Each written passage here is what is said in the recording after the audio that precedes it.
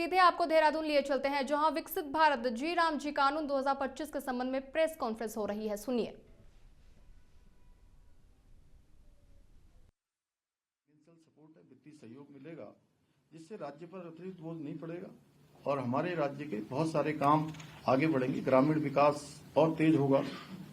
SBI द्वारा किए गए विश्लेषण के अनुसार इस अधिनियम से राज्यों को करीब 17,000 करोड़ का शुद्ध लाभ होगा, यानी कि अधिक 17,000 करोड़ मिलेगा। और इससे ये भी भ्रम टूटेगा कि यह योजना राज्यों को अधिकार कम करती है, यानी कि ये जो भ्रम है ये भ्रम टूटेगा। इस योजना से राज्यों के अधिकार कम नहीं होते हैं, बल्कि उनको अधिक लाभ होता है।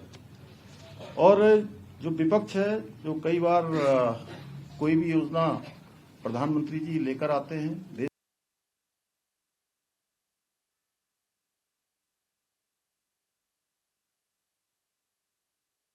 इसके अंदर कोई अच्छा काम होता है तो भ्रम फैलाने का काम करते हैं, एक फैब्रिकेटेड माहौल बनाने का काम करते हैं। ये योजना गरीब विरोधी नहीं है, बल्कि गरीबी के मूल कारण उस पर प्रहार करने वाली योजना है।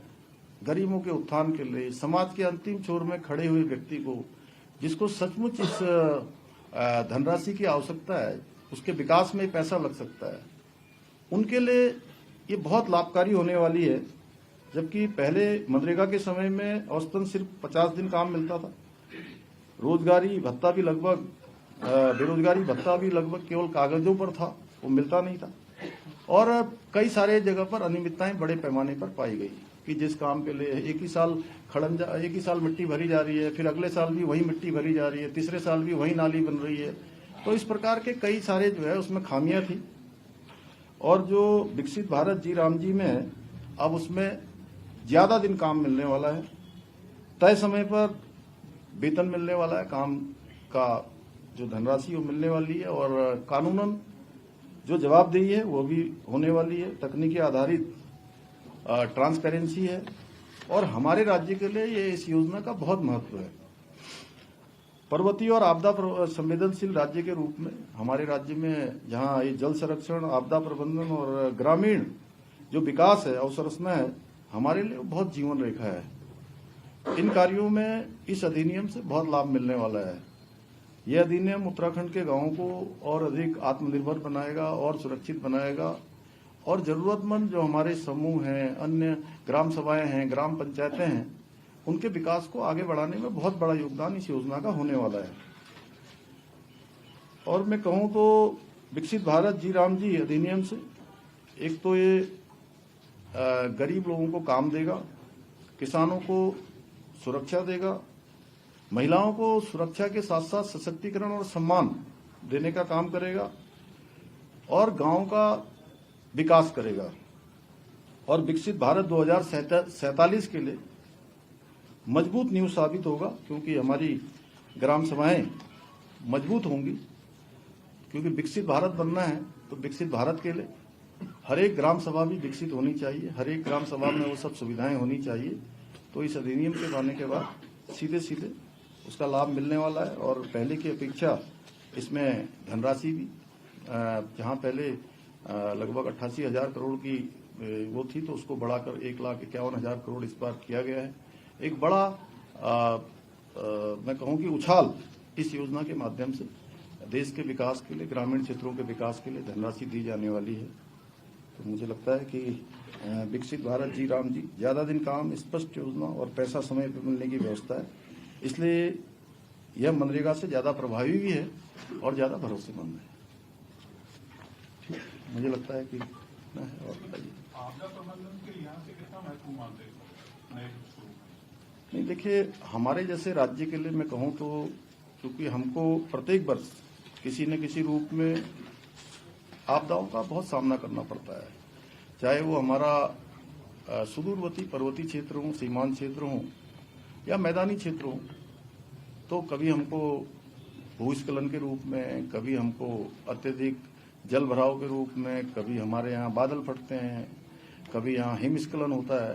तो आपदा प्रबंधन की दृष्टि से योजना बहुत महत्वपूर्ण है। और इस योजना से हम, चूंकि जो धनराशि हमको मिलेगी वो हम वहाँ के आपदा से होने वाला जो नुकसान है उसकी भरपाई कर सकते हैं, वहां पर उन कामों को ठीक कर सकते हैं। जल्दी से जल्दी जो है एक्शन करके जल्दी से जल्दी जो है वहां पर त्वरित रूप से लोगों को सहायता पहुंचा सकते हैं। एक सवाल और भी था, क्योंकि सरकार और संगठन दोनों ही साथ में है, तो प्रदेश में बड़ा विषय चल रहा है गीता भंडारी हत्याकांड, उसको लेकर अपडेट क्या है? देखिए, ये जो प्रकरण है ये बहुत ही संवेदनशील है और हम सब लोगों के लिए, क्योंकि राज्य की दृष्टि से हम सबकी बेटी बहन जो भी उस समय में घटना हुई वो बहुत ही हृदय विदारक घटना थी और हम सब लोग बहुत आहत हुए, क्योंकि मैं उस समय भी राज्य के मुख्य सेवक के रूप में था और मेरे को जैसे ही जानकारी मिली, क्योंकि मरुड़ आपने पूछा है तो मुझे बताना चाहिए, कई सारे मीडिया के मित्रों ने बीच में ये भी कहा कि मैं इसमें बात भी नहीं कर रहा हूँ। अच्छा हुआ आपने पूछ लिया, क्योंकि प्रेस कॉन्फ्रेंस कुछ और थी, लेकिन ये महत्वपूर्ण विषय है, ये सबके ध्यान में आना चाहिए। और तो जैसे ही मेरे को मालूम चला, सूचना आई कि इस प्रकार की घटना हुई है, हमने तत्काल पुलिस विभाग को, अन्य प्रशासन को तत्काल कहा कि जैसे भी होता है सब जो भी इसके आरोपी हैं या जिनके ऊपर आरोप हैं उनको तत्काल गिरफ्तार किया जाना चाहिए, कोई पकड़ से बाहर नहीं जाना चाहिए। और तत्काल उन सभी वो 3 के 3 जो आरोपी थे उस समय के, वो तीनों को गिरफ्तार किया गया और जिस स्थान पर उन्होंने बताया वहां से बॉडी को रिकवर किया गया। फिर जो कार्रवाई होती है, समस्त औपचारिकताएं जो कानूनी रूप से होती हैं वो पूरी की गई और पूरी करने के बाद तत्काल ही हमने महिला आईपीएस अधिकारी के चेयरमैनशिप में या कहिए उनके नेतृत्व में एक कमेटी का गठन किया, एसआईटी जांच का गठन किया और एसआईटी ने अपनी पूरी जांच करी, हर एक पहलू पर जांच करी। परिवार के लोगों से भी एसआईटी मिली, अन्य लोगों से भी मिली, जिन लोगों को भी इस केस के बारे में जो भी जानकारियां थी, और इसमें विज्ञापन भी निकाला गया, अखबार में भी दिया गया, संचार के माध्यमों से बताया भी गया, किसी के पास भी अगर कोई जानकारी हो तो वो एसआईटी को उपलब्ध कराए। और पी रेणुका देवी उस समय उस एसआईटी को हेड कर रही थी, जो अभी सीबीआई में ही कार्यरत हैं। यहां से उनका सीबीआई में ही जो है, इसके बाद डेपुटेशन से वो हमारे राज्य के अधिकारी हैं, यहाँ के कैडर भी हैं, लेकिन अब सीबीआई में काम कर रही हैं। और एसआईटी ने पूरी काम करने के बाद उसके बाद उसमें कई सारे पहलू आए बीच में। बहुत सारे लोगों ने कहा कि भाई इसमें जानकारियां ये भी होनी चाहिए, कुछ और जुड़ना चाहिए। उन्होंने कहा जिसके पास में जो भी जानकारी है हमको दे दे या न्यायालय में दे दे, जहां भी देना अब दे। अंततः लोग सीबीआई की जांच के लिए उस समय में न्यायालय में भी अर्जी लगाई गई, सुप्रीम कोर्ट, हाई कोर्ट, सभी लोगों ने उसको सुना। सुप्रीम कोर्ट ने भी, हाई कोर्ट ने भी, और जो सेशन कोर्ट है वहां पर इस पर लगातार कार्रवाई चलती रही और जो मजबूत पैरवी थी, उसी मजबूत पैरवी का परिणाम था कि उन्हीं तीनों आरोपियों को आजीवन कैद की सजा सुनाई गई। अब इधर एक प्रकरण ये आया है कि ऑडियो एक आया है और ऑडियो में उन्होंने कई लोगों के नाम लिए हैं अलग अलग प्रकार से, और हमने कहा कि भाई ऑडियो की जांच करी जाए और जांच के लिए जो है एक एसआईटी का गठन भी कर दिया गया इसमें। और जिन लोगों ने ऑडियो पर बात की है उनसे भी बात करने का पुलिस ने प्रयास किया है। अच्छा होगा कि वो सब लोग अपना ऑडियो जो उन्होंने बोला है उसकी कुछ सत्यता वहां पर आ जाए, और सत्यता आते ही हमने कहा है कि हम सभी प्रकार की जांचों के लिए भी तैयार हैं। हम कहीं पर ऐसा नहीं है, क्योंकि हम भ्रम की स्थिति भी राज्य के अंदर नहीं बननी चाहिए। और हमारा ऐसा ट्रैक रिपोर्ट रहा है कि अगर कोई गलत काम करेगा, कहीं भी कोई दोषी होगा, तो किसी कीमत पर भी वो छूट नहीं पाएगा, चाहे कोई हो, किसी भी कीमत पर वो छूटने वाला नहीं है। लेकिन ऑडियो की सत्यता, ऑडियो में तो बहुत सारी बातें उन्होंने करी है। एक में वो ऑडियो में ये भी कहते हैं कि मैं पार्टी का अध्यक्ष बनने वाला हूं, जो हमारे महेंद्र जी बैठे हैं यहाँ पर, वो ये भी कह रहे थे। अब पता नहीं, आप सब लोगों ने भी सुना होगा उन्होंने अन्य बातें भी बहुत सारी की गई हैं। आज ऑडियो में वो एक नाम ले रहे हैं, कल को किसका नाम लेंगे। तो इसलिए सारी सत्यता, सारी जो जांच परख है, एफएसएल है, उसका करवाने के बाद हमने कहा है कि हम किसी भी कीमत पर अगर कोई दोषी होगा तो बिल्कुल छूटने वाला नहीं है। लेकिन हाँ, ये जरूर ऐसी बात है कि इसमें एक दो ऑडियो पर बात होती है। ऑडियो के पास बात होने के बाद सीधे प्रेस कॉन्फ्रेंस देहरादून में नहीं होती है जी, देहरादून से सीधे दिल्ली होती है प्रेस कॉन्फ्रेंस। समझ में नहीं आ रहा है कि आखिर एक ऑडियो के आधार पर इतना बड़ा बवंडर राज्य के अंदर किया जा रहा है। हम भी राज्य के अंदर काम करते हैं, हमने भी ईमानदारी से काम किया है, और कोई भी अगर किसी के पास भी कोई सबूत होगा तो मैं बिल्कुल आप सबके सामने स्पष्ट करना चाहता हूं, कोई छूटने वाला नहीं है। हाँ, अगर देखिए, हिंदुस्तान के अंदर उम्र कैद की सजा बहुत बड़ी सजा होती है, और किसी को उम्र कैद की सजा मिली हुई है, अगर कोई उसमें और होता, कोई और होता, तो वो ऐसा नहीं हो सकता है कि वो उसका नाम नहीं बताते, उसका नाम जरूर बताते। और एक ऑडियो में वो आपस में बात करते हुए यह भी कह रहे हैं, एक में कह रहे हैं कि इसकी हत्या हुई है, बेटी के बारे में कहते हैं कि हत्या हुई है, और दूसरे में कहते हैं कि इसने आत्महत्या कर ली। अब इनकी कौन सी बातों को सच माना जाए? मैं तो आप ही लोगों से पूछता हूँ, आप ही लोगों में से कोई अगर किसी का कोई प्रश्न हो इस बारे में, तो एक में कहते हैं कि हत्या हुई है और दूसरे में खुद ही कहते हैं कि इसने आत्महत्या कर ली। अगर हम इनकी आत्महत्या की बात मान लें तो कहीं ऐसा तो नहीं कि न्यायालय में जाके इससे उनको इसका कहीं ना कहीं इस रूप में भी कोई जो है कोई षड्यंत्र तो नहीं चल रहा है? इतनी बड़ी सजा हो चुकी है, हम हर जांच के लिए तैयार। हमने कब मना किया कि हम कोई जांच नहीं करवाएंगे? सर एक सवाल ये भी है कि जो आप देख रहे हैं कि लोग सड़कों पर हैं, विरोध प्रदर्शन हो रहे हैं, और अब धीमे ही सही लेकिन बीजेपी के संगठन में भी आवाज उठ रही है कि जन भावनाओं का ख्याल रखना चाहिए। लोग सोशल मीडिया पर भी, अगर आप ही का नाम आ जाएगा तो क्या करेंगे कल? जन भावनाओं नहीं, पहले मुझे आप बताइए, आपका नाम आ जाएगा तो क्या करेंगे? अगर आपका नाम कह दे वो ऑडियो वाला, तो क्या करेंगे बताइए पहले मुझे। नहीं, इस विरोध को नहीं, अभी इस देखिए, विरोध है। हम लोगों ने कहा है कि हम कोई चीज हम जांच करवा रहे हैं, एफएसएल के लिए बुला रहे हैं। अगर उनके पास सत्यता है, कोई बात है, तो भाई वो भाग रहे हैं ना, उनको हम ढूंढ रहे हैं। आपको पता है वो कहाँ हैं?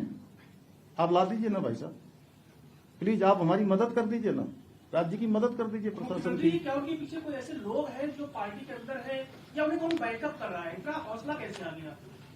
अब देखिए, ये तो सब जांच में ही स्पष्ट होगा, लेकिन हमारा तो ये कहना है कि भाई उनको आना चाहिए, उनको बिल्कुल इसके कारण से राज्य के अंदर इस प्रकार का माहौल बना है, तो उनको आकर इसका जवाब देना चाहिए, उनको बताना चाहिए कि आखिर किस आधार पर उन्होंने कहा है। और जो भी होगा, चूंकि जांच चल रही है, तो देखिए बहुत दिनों तक ये मामला, ये जो धुंध लगी है, ये धुंध छटेगी, और धुंध छटने के बाद निश्चित रूप से बादल हटेंगे, कोहरा छटेगा और सूरज निकलेगा, साफ सफाई होगा। सीबीआई जांच की आप कोई संस्तुति करने जा रहे हैं, या एसआईटी पर ही आप लोग अभी वो रहेंगे? ये बात तो मैं सबसे लास्ट में बताऊंगा। आप लोगों का और कोई प्रश्न हो तो पहले पूछ लीजिए। धामी सर, मेरा सवाल है, राम के विकास को लेकर योजना के बारे में बखान किया आपने, आपको लगता है 11 साल सरकार को लाने क्यों लगा दी? बहुत पहले वाला चाहिए विकास को लागू।